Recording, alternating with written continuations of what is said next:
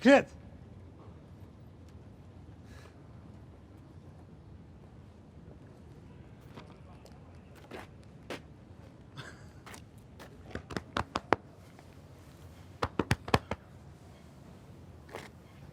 Vay be.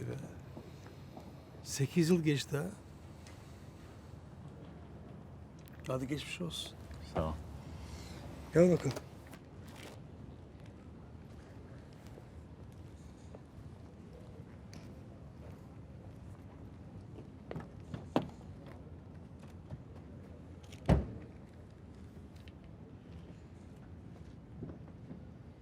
Kolay gelsin.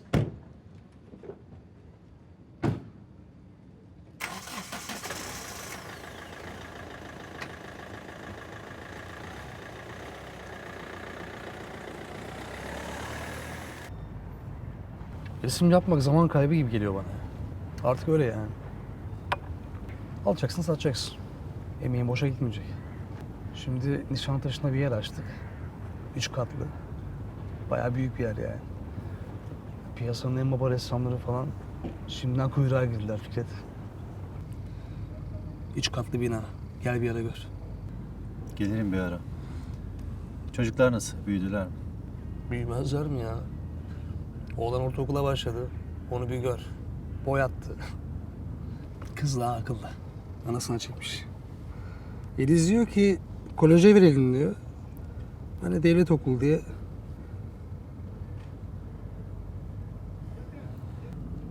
Serap'tan haberin var mı?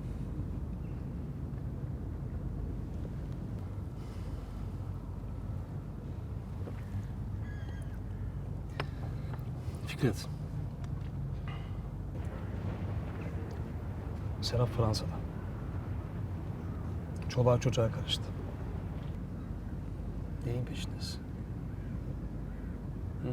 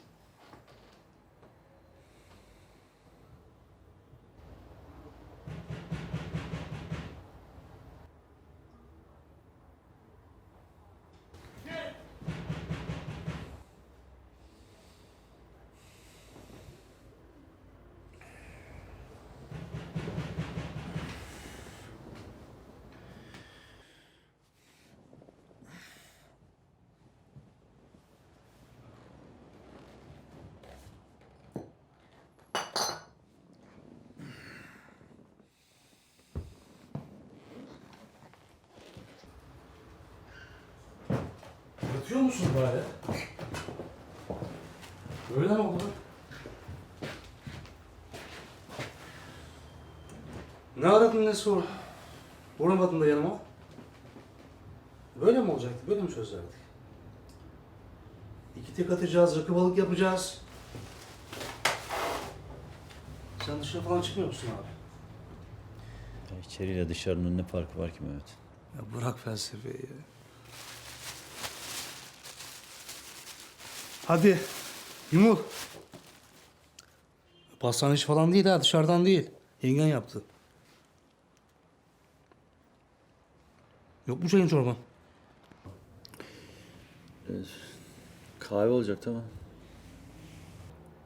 Olacaktı ama işte. Ya hadi kalk getir, Allah Allah, hadi. Kalk. Kalk hadi. Oho, salmışsın kendini ha. Vay be. Yakup amca çok emek verdi bu eve ha Fiko. Şimdi böyle evlerden yok. Değerlendi buralar. Aslında müteahhite vereceksin bu evi. 3 daire falan eder söyleyeyim. Al götürüyorum.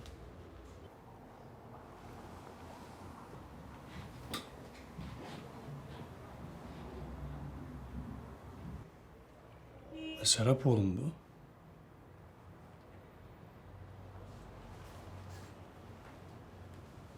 Peki madem.